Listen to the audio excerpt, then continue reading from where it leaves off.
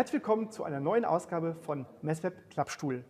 Wir sind heute zu Gast in Aachen bei der Firma Fraba. Hier im Dreiländereck befindet sich das Entwicklungszentrum des Kölner Unternehmens.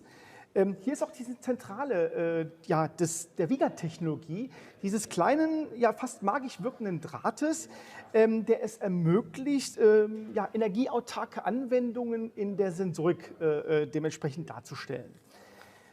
Mit Dr. Andreas Backes, er ist Technical Officer in der Fraba-Gruppe, habe ich heute das Vergnügen und wir haben einen absoluten Kenner der Vigant-Technologie heute auf unserem Klappstuhl.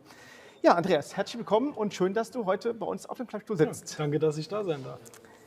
Ja, die Vigant-Technologie ist ja für das Unternehmen Fraba nichts Neues. Ihr habt seit vielen Jahren, ich glaube seit 15 Jahren schon, diese Vigant-Technologie eingesetzt, indem ihr die damaligen Pufferbatterien in euren Encodern und Drehgebern ausgetauscht habt und sozusagen in eure magnetischen Multi-Turn-Encoder eingebaut habt. Holen wir den Zuschauer doch einfach mal ab. Was hat es mit der Technologie Vigant auf sich? Okay, also bei der Vigant-Technologie geht es eigentlich darum, dass der Vigant-Sensor halt ein aktiver Sensor ist, also dazu in der Lage ist, ohne externe Energieversorgung ein Signal zu generieren. Und der besondere Clou jetzt für die magnetischen Drehgeber ist einfach, dass für diese Zählanwendung beim Absolutgeber es ausreicht, die Energie, die der Puls oder der Vigant-Draht selber generiert, zu nutzen, um eine kurze Auswertung zu machen und Informationen abzuspeichern. Ja, die Herstellung des Drahtes, des Vigant-Drahtes, ist ja nicht gerade trivial. Das heißt, ihr beschäftigt euch seit vielen Jahren eingehend damit, haben wir gerade gehört. Kann man sagen, dass das ein ganz wichtiges Kerngeschäft für die Fraba-Gruppe geworden ist? Auf jeden Fall. Also es ist so, dass die Herstellung des Drahtes machen wir natürlich für unsere eigenen Produkte schon von Anfang an selbst. Wir kontrollieren also auch die komplette Supply Chain vom rohen Material bis hin zum fertigen Sensor.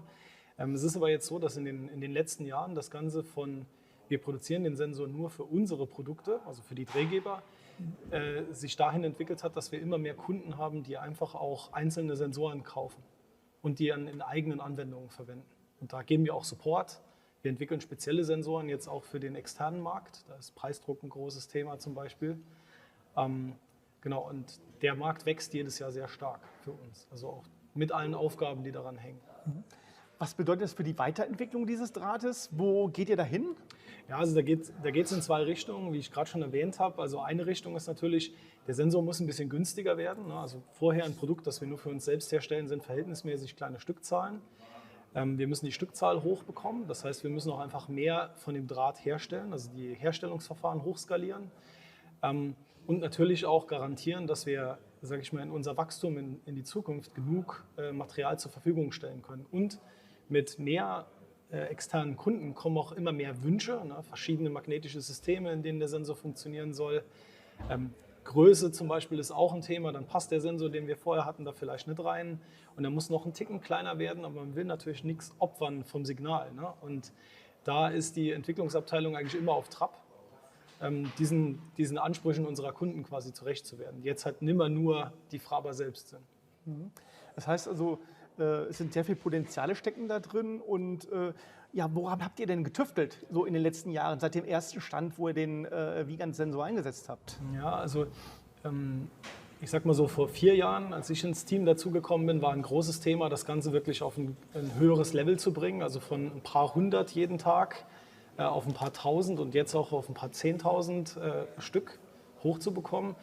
Jetzt in neuerer Zukunft ist es eigentlich so, dass wir da speziell in 2 Richtungen gehen. Das eine ist halt der IoT-Markt, also wo wir quasi Sensoren herstellen wollen, die genug Energie für noch mehr Berechnungen und mehr Energieversorgung bringen können, um zum Beispiel zu funken.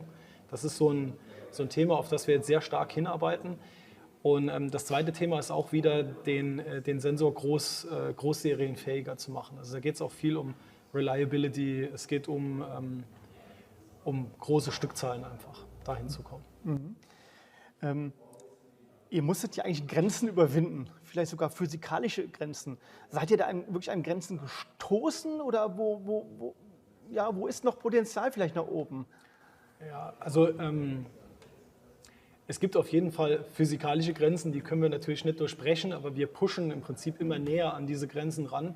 Also man kann sich das zum Beispiel so vorstellen, der Vigantdraht ist relativ klein, wie schon erwähnt. Das ist halt ein sehr, sehr dünner Draht, hat auch damit verbunden eine sehr kleine Masse. Und diese Masse speichert die Energie, die man nachher bei diesem Puls abruft, wird quasi als Magnetisierung gespeichert. Das ist quasi, wenn Sie sich vorstellen, wie so ein Stabmagnet. Der kann nur eine gewisse Stärke haben, die hängt halt von seiner Größe ab. Und das ist das physikalische Limit an Energie, die da drin stecken kann. Aber dort sind wir noch nicht komplett und wir pushen quasi immer näher dahin, dass wir quasi das physikalisch Mögliche auch komplett abrufen. Du hattest eben schon mal das Thema angesprochen, neue Anwendungen. Jetzt habt ihr bisher die Vigant-Technologie immer im Encoder eingesetzt. Wo sind denn in Zukunft Anwendungen, die du siehst? Eine Anwendung hast du gesagt, im Funkbereich. Gibt es weitere, wo ihr jetzt sagt, okay, als Fraba-Gruppe könnten wir da auch letztendlich dann auch einsteigen in diese Richtung? Neben dem Funken ein sehr interessanter Aspekt von dieser Technologie ist im Prinzip, da die Energie quasi aus dem Sensor selbst kommt und über ein Magnetfeld übertragen wird, ist es so, dass es relativ interessant ist, um quasi kabellos Energie zu übertragen. Also wenn man zum Beispiel überlegt, Sie wollen jetzt Energie in ein System bringen, das hermetisch abgeriegelt sein muss aus irgendeinem Grund, weil da zum Beispiel eine Gasatmosphäre ist, die man nicht verletzen darf oder weil das nicht chemisch kontaminiert werden darf, dann ist diese Technologie dafür relativ attraktiv, weil Sie im Prinzip mit dem Magnetfeld durch fast alle Materialien ungestört durchkommen. Solange Sie jetzt kein Reineisen oder sowas darum haben, können Sie damit sehr gut Energie einfach in das System reinbringen und dort zum Beispiel dann den Vigant-Puls benutzen, um mit einer Ladespule einfach eine Batterie zu laden. Energy Harvesting Systeme gibt es ja auch andere am Markt, ja, oder in der Technologie. Ja, wie wollt ihr denn euren Geheimtipp gerade mal mit dem Vigant-Draht sozusagen auch ja, zur marktführenden Technologie machen? Was habt ihr euch da vorgenommen? Ja, also der große Vorteil, den wir bei der Vigant-Technologie sehen, ist einfach der, dass bei vielen anderen Harvesting, also wenn ich jetzt mal mechanische Harvesting-Systeme zum Beispiel rausnehme, ist es so, dass man immer sehr viele Bedingungen hat, die sich daran knüpfen, ob man jetzt genug Energie kriegt. Und die Energie skaliert dann meistens auch mit der Bewegung oder mit der Geschwindigkeit. Also wenn Sie zum Beispiel ein Dynamo nehmen, so als ein ganz klassisches Harvesting-System, Sie fahren mit Ihrem Fahrrad und Sie treten in die Pedale. Je langsamer Sie fahren, umso flickernder wird das Licht, das Sie da kriegen. Wenn Sie jetzt im Gegenzug einen Vigant-Sensor haben, egal wie langsam das Rad sich dreht, der Vigant-Sensor gibt Ihnen immer die gleiche Energie. Also Sie kriegen immer, egal ob Sie jetzt kriechen oder ob Sie da mit extrem hoher Geschwindigkeit über den Grenzwert kommen, Sie kriegen immer denselben Puls. Und das ist ein großer Vorteil, den keine andere Technologie in der Hinsicht liefern kann.